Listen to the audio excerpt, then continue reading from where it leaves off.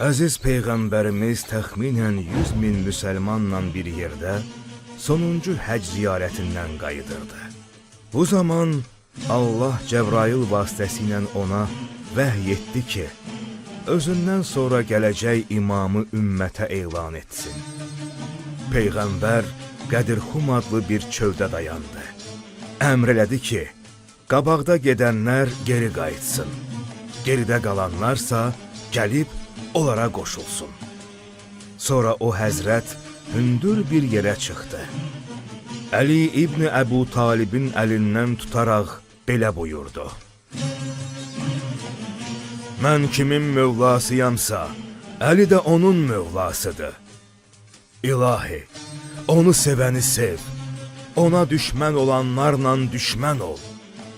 Bundan sonra Peyğəmbər oradakı hər kəsə əmr etdi ki, İmam Əliyə beyyət etsinlər.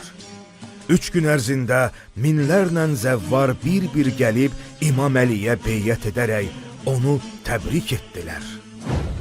Necə biz bu cavan Əlidən ayrılmaqla çətinliyə düşdüksə, ümmət də Peyğəmbərin canişinindən üz çevirməklə böyük bəlalara düşdü.